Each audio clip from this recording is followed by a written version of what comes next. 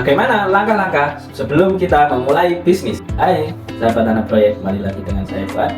Kali ini kita akan membahas langkah-langkah apa saja yang dibutuhkan seseorang untuk memulai bisnis. Kita harus tahu bahwa sebelum memulai bisnis, kita harus mendalami ilmu tentang bisnis. Kita perlu belajar tentang bagaimana bisnis itu bekerja.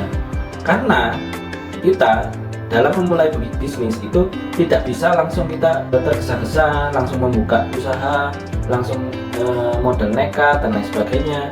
Itu boleh dilakukan, tapi alangkah baiknya kalau kita itu belajar tentang bisnis terlebih dahulu. Setidaknya kita bisa mengikuti atau bekerja dengan seseorang yang itu sudah mulai bisnis terlebih dahulu. Misalkan kita bisa bekerja selama 2 tahun atau selama 3 tahun di bisnis yang itu kita ingin geluti, sehingga kita bisa belajar kepada ownernya atau anggota-anggota di dalamnya bagaimana bisnis itu berjalan dengan baik, sehingga kita paham bahwasanya sebelum kita memulai bisnis, tahapan atau langkah-langkah yang dibutuhkan itu apa saja. Nah, kebanyakan kita sebelum memulai bisnis, kita itu benar-benar awam banget mengenai industri tersebut, sehingga tidak jarang ketika kita membuka bisnis, banyak bisnis itu yang umurnya tidak sampai di umur balita atau di umur 5 tahun. 1 tahun sudah gagal, 2 tahun sudah gagal, karena kita tidak mendalami sebenarnya prinsip-prinsip dalam bisnis tersebut itu apa saja.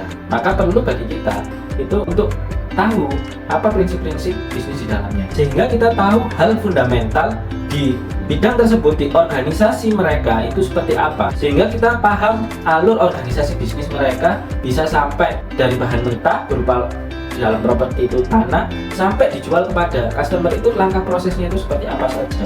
Dan ketika kita sudah tahu tentang bisnis tersebut, itu merupakan sebuah perlindungan atau sebuah jaminan bahwasanya kita meminimalisir hal-hal yang mendekati kita kepada kegagalan dalam berbisnis, sehingga kita tahu bahwa dalam sebuah bisnis itu juga harus diimbangi dengan keyakinan dan keuletan, sehingga kita belajar bahwasanya ini loh ada usaha, tidak selalu usaha itu omsetnya bagus terus, ada turunnya. Ternyata di dalam bisnis itu tidak hanya baik terus ya, ada kegagalan, ada kekalahan, sehingga kita bisa belajar dan itu dijadikan pengalaman yang sangat bernilai sebagai hal yang harus kita lewati, rintangan-rintangan apa yang wajib kita atasi. Dan ketika kita membuka bisnis sendiri, itu kita punya stamina dan daya juang dan dapat bisa menang di bidang yang kita ingin geluti. Kita tahu setiap tahun itu ada ratusan ribu orang itu yang lulus dari bangku perkuliahan.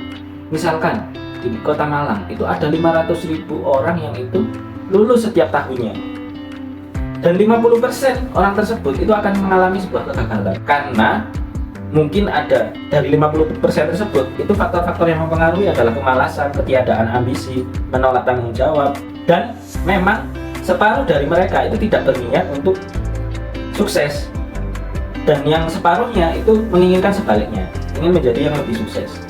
Tapi yang separuhnya itu juga mengalami sebuah kegagalan. Karena apa? Akibat penyakit, sikap pemarah, mudah menyerah, minuman keras, dan judi. Sehingga hanya berapa persen saja orang itu yang bisa memenangkan sebuah pertarungan di dalam kehidupan. Sehingga apa yang harus kita lakukan? Kalian harus belajar sendiri, belajar dari pengalaman tadi ya. Kita harus belajar dulu sebelum memulai bisnis. Kita berapa tahun ikut orang, itu karena sekolah di dalam bisnis itu lebih berharga daripada kalian sekolah dalam 4 tahun. Tapi karena dalam 4 tahun itu hanya teorinya saja. Prakteknya adalah ketika kalian mencobanya secara langsung, dan itu lebih sangat berharga pelajarannya. Sehingga teruslah kalian belajar menyesuaikan diri dengan keadaan, dan teruslah bisa beradaptasi, karena yang bisa memenangkan pertandingan di kehidupan ini adalah kalian sendiri. Sehingga dengan sedikit pengalaman kesuksesan dari orang lain, segudang support di lingkungan kita, dan mereka akan bisa mengangkat kalian menjadi seseorang pemenang. Oke, sekian dari saya, semoga bisa bermanfaat bagi kalian yang mau lulus atau sudah lulus. Jangan langsung berbisnis, teman-teman. Kalian bisa bekerja dengan orang yang itu kalian ingin geluti, bidang yang ingin kalian geluti, sehingga ketika kalian paham, kalian boleh terjun di bisnis tersebut. Oke, sekian dari saya, salam bos.